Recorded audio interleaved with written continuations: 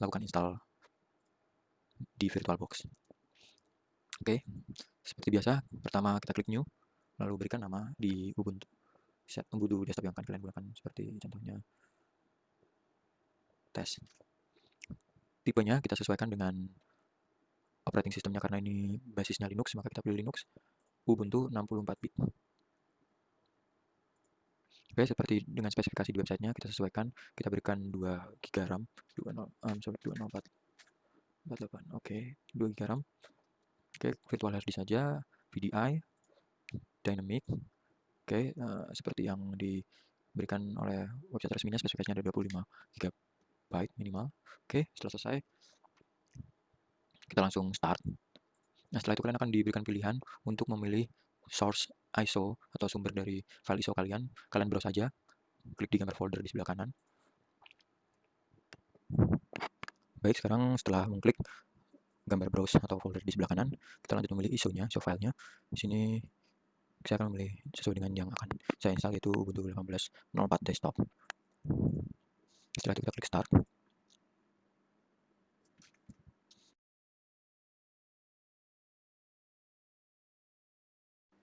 Oke, sekarang setelah muncul tampilan seperti ini, yang kita lakukan adalah memilih. Ada 2 pilihan, kita akan mencoba Ubuntunya, yang dimana adalah live CD, yang bisa sering dibilang, atau kita akan menginstal Ubuntu tersebut di dalam VirtualBox kita. Bedanya dua ini adalah ketika kita melakukan try Ubuntu, setelah kita mengoprek Ubuntunya, dan kita restart atau kita matikan, dan kita nyalakan lagi, perubahan yang kita lakukan tidak tersimpan. Beda ketika kita melakukan install Ubuntu. Kalau kita misalnya install Ubuntu, apa yang kita lakukan di dalam Ubuntu tersebut, perubahan yang kita lakukan akan tersimpan di dalam Ubuntunya. Untuk bahasa, seperti biasa, akan kita pilih bahasa Inggris sesuai standarnya. Lalu di sini saya akan memilih install Ubuntu, pilih sesuai dengan kebutuhan kalian di antara dua ini. Oke, lanjut ke keyboard layout.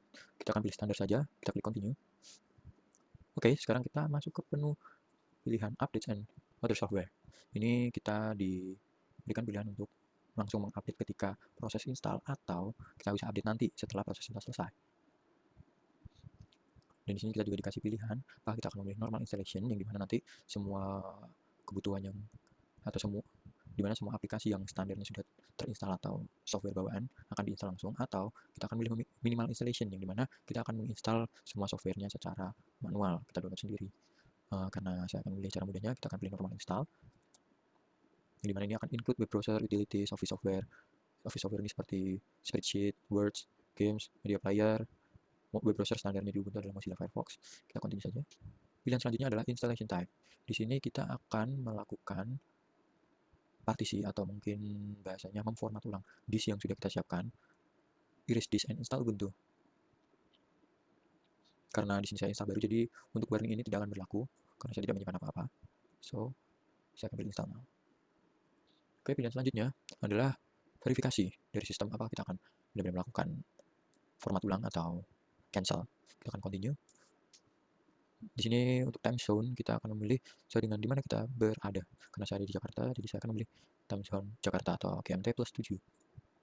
Oke, untuk loginnya saya akan memberi login standar, yaitu root, atau mungkin kita beri tes saja seperti nama di awal. Username-nya root, passwordnya root. Pilih continue. Ada notifikasi error. The username you entered is reserved by. Jadi kita tidak bisa membuat user root karena secara default Ubuntu sudah menggunakan user dengan nama root. Kita pilih yang lain, tes. Misalnya, passwordnya kita samakan saja supaya mudah diingat. Oke, continue.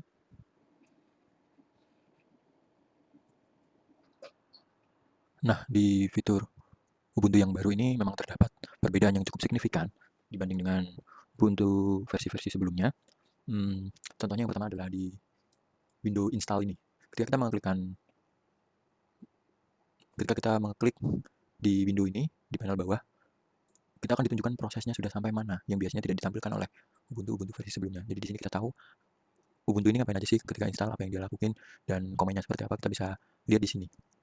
Selain itu, sebenarnya ada beberapa hal lagi, seperti penggunaan Genome 3.28 yang tetap digunain dari versi sebelumnya, yaitu versi Ubuntu 17 sudah menggunakan Genome dengan versi yang sama, dilanjutkan dengan sekarang di versi Ubuntu 18 tetap menggunakan Genome. Setelah itu ada lagi, yaitu penggunaan sistem D yang Katanya sih bisa mempercepat booting time di Ubuntu, cuman saya belum merasakan itu karena belum coba restart. Setelah itu fitur yang baru adalah pemilihan minimal install atau normal install seperti yang tadi sebelumnya yang kita pilih di awal, yang memberikan kita pilihan untuk kita apakah langsung menginstal. Ketikkan komen add-apt ya, secara otomatis sistem akan mengeksekusi komen apt update. Itu yang dimaksud dengan cukup menghemat waktu. Selain itu adalah